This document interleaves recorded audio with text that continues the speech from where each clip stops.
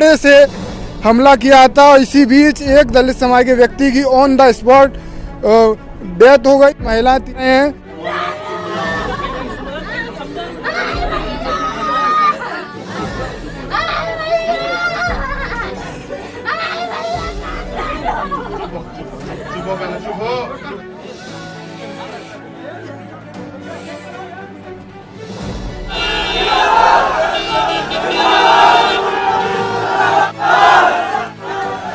आज तो मैं परिवार से मिलने आया था, लेकिन अभी मुझे लगता है कि यहाँ मेरी जरूरत ज़्यादा।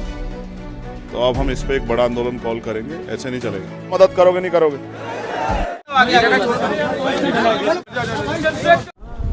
तो औरैया जिले के सार थाना के बहादुरपुर गांव में भीम आर्मी चीफ चंद्रशेखर आजाद का काफिला पहुंच चुका है।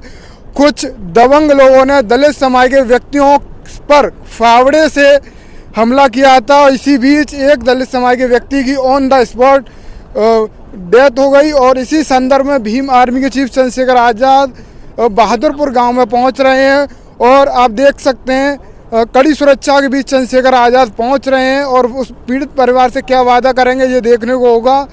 एक व्यक्ति की ऑन द स्पॉट इस मामले में मौत हुई थी और एक वीडियो भी काफ़ी ज़्यादा तेज़ी से वायरल हुआ था। और उसमें 3 महिलाएं 3 बहनें चंद्रशेखर आजाद से आह्वान कर रही थी कि चंद्रशेखर आजाद जी आएँ और हमें न्याय दिलाएं। और उसी संदर्भ में भीम आर्मी चीफ चंद्रशेखर आजाद पहुंच रहे हैं। और ये देखिए किस तरीके से एक लंबे काफिले के साथ, बड़े दल बल के साथ चंद्रशेखर आजाद और यहाँ पहुंच रहे हैं इस गांव में। और देखने को होगा चंद्रशेखर आजाद क्या फैसला आज लेंगे, क्योंकि खुद पीड़ित परिवार की महिलाओं ने चंद्रशेखर आजाद से अपील की थी मामले में।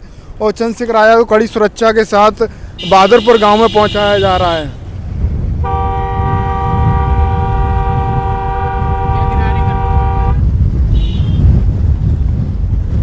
तो ये काफिला देखिए, चंद्रशेखर आजाद उस पीड़ित परिवार की न्याय की आवाज़ को बुलंद करने के लिए चल रहे हैं। और देखने से ध्यान रखा जा रहा है चंद्रशेखर आजाद उस गांव में लगभग पहुंचने के हुए हैं और पूरा काफिला उनके पीछे दौड़ रहा है।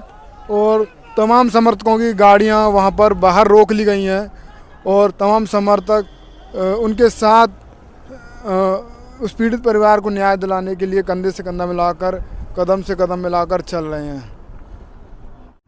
वहीं घुमाए कि इधर केस करके और तमाम समर्थक उनके यहाँ उनका इंतजार कर रहे हैं।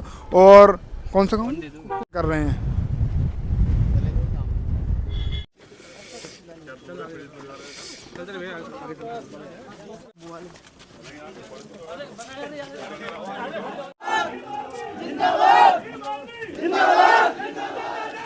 तो अभी थोड़ी देर में कितनी बड़ी सुरक्षा के साथ चंद्रशेखर आजाद यहाँ पहुँचे हैं। ये देखिए सीन तस्वीर है, मैं आपको दिखा रहा हूँ।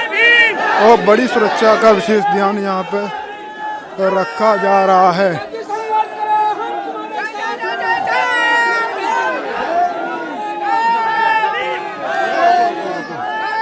अभी थोड़ी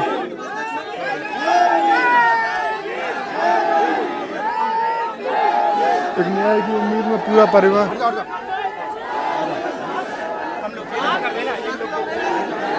अभी रुकना हुई है।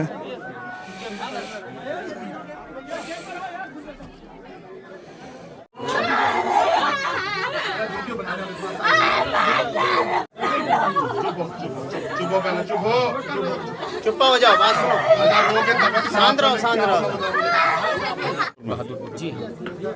बहादुरपुर में हम इसलिए हैं कि बहादुरपुर में हमारे परिवार के एक व्यक्ति की हत्या हुई और जिसकी हत्या हुई उसका परिवार डर के साए में है।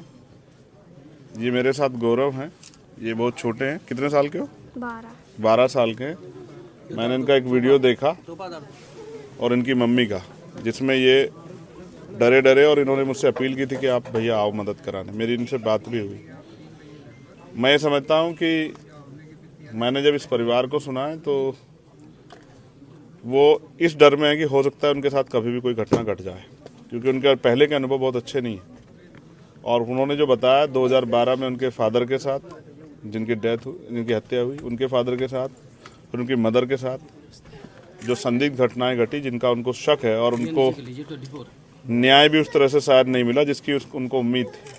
और अब ये जो हुआ, मैं अभी यहाँ के अधिकारियों से बात करूँगा। मुझे लगता है कहीं ना कहीं कार्रवाई में कुछ ढिलाई बरती गई है। इस परिवार की सुरक्षा व्यवस्था भी मजबूत होनी चाहिए। इसके लिए इस परिवार के लिए परमानेंट सुरक्षा की व्यवस्था हो। कुछ हमारी मांगे भी रहेंगी, जैसे इस परिवार को एक उचित मुआवजा जो है वो मिलना चाहिए। इस परिवार को सशस्त्र लाइसेंस जो है, आर्म्स लाइसेंस की व्यवस्था सरकार कराए, क्योंकि अगर ये अपनी जीवन रक्षा नहीं कर पाएंगे, कोई घटना हो जाए, कौन जिम्मेदार होगा। ये इनका अधिकार भी है। इनकी जो माँ है गौरव की, वो अपना परिवार कैसे संभालेंगे। इनके तो परिवार के कमाने वाला व्यक्ति चला गया, तो उनकी पेंशन की, उनके लिए रोजगार की व्यवस्था। और ये मैं सच कह रहा हूँ, ये परिवार इतना डर में कि यहाँ रहना नहीं चाहता। तो सरकार की जिम्मेदारी है कि इस परिवार की जिम्मेदारी इनकी व्यवस्था करे कि जहाँ भी ये रहना चाहते हैं। ये अधिकार हमें कानून देता है। तो मुझे लगता है कि आज आने से काम नहीं चलेगा। मैं जल्द जो है आज अपने सभी साथियों से बात करके एक बड़ा धरना जो है औरैया जिला मुख्यालय पे होगा। इसके बिना कार्य नहीं चलेगा, मुझे ऐसा लगता है। क्योंकि अगर परिवार डर के साए में है और न्याय नहीं मिल रहा है, कुछ आरोपियों को बचाने की बात भी सामने आ रही है। और मेरी परिवार से बात हुई, मैं अधिकारियों से बात करूंगा। अगर परिवार न्याय होने से ज़्यादा न्याय दिखना बहुत ज़रूरी है। ये कैसा उत्तर प्रदेश है जिसमें मुख्यमंत्री कहते हैं कि सब अच्छा है, कानून व्यवस्था बहुत अच्छी है।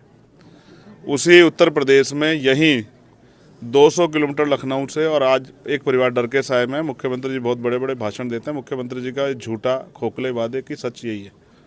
तो ये अन्याय हम लोग बर्दाश्त नहीं करेंगे। आज तो मैं परिवार से मिलने आया था, लेकिन अभी मुझे लगता है कि यहाँ मेरी ज़रूरत ज़्यादा है। तो अब हम इस पर एक बड़ा आंदोलन कॉल करेंगे, ऐसे नहीं चलेगा। और मैं यहाँ के अधिकारियों से भी मैं वार्ता भी करूँगा और मैं उनको चेतावनी भी दे रहा हूँ, वो किसी गलतफहमी में ना रहे। अगर वो किसी भी कीमत पर आरोपी को बचाने का प्रयास करेंगे तो ये कतई संभव नहीं है। ये आज़ाद भारत है और यहाँ संविधान से चल रहा है सब कुछ। कोई आरोपी नहीं बचेगा। हर आरोपी के खिलाफ कार्रवाई करनी पड़ेगी, चाहे वो कितना ताकतवर हो, चाहे मुख्यमंत्री का रिश्तेदारी क्यों ना हो, उनके परिवार का क्यों ना हो, चाहे वो कोई भी हो। जिसने अपराध किया उसको सज़ा मिलनी चाहिए। और मैं अभी पहले एक बार अधिकारियों से बात करूँगा और फिर एक्स के माध्यम से जैसे भी अपनी बात परिवार अधिकारी बात करने के बाद, क्योंकि आपसे पहले मुलाकात हो, फिर मैं बात रखूँगा। लेकिन मैं फिर आपसे कहूँगा कि उत्तर प्रदेश में कानून व्यवस्था दम तोड़ चुकी है। उसका बड़ा उदाहरण आपके सामने है कि एक परिवार रो बिलख रहा है और उसके साथ सिर्फ उस घटना में लीपापोती और खिलवाड़ के अलावा कुछ नहीं हो रहा है। और ये हम स्वीकार नहीं करेंगे। इसका जवाब जो है हम शक्ति के बल से देंगे। इसकी तैयारी हम आज ही अपने साथियों से बात करके करेंगे। अभी तक आरोपियों के घर बुलडोजर क्यों नहीं? मैं बुलडोजर की प्रक्रिया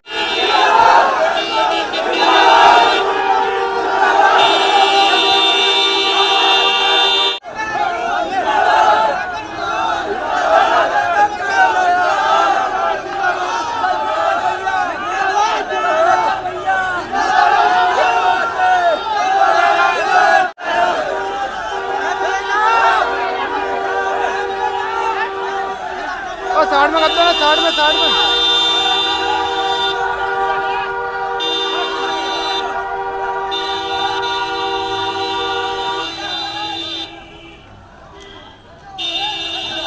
हट जा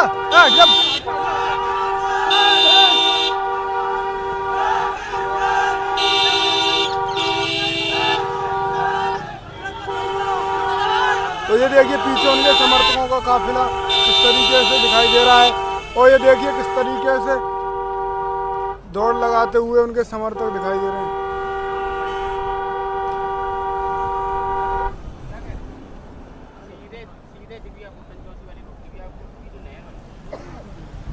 बस हाँ जैसे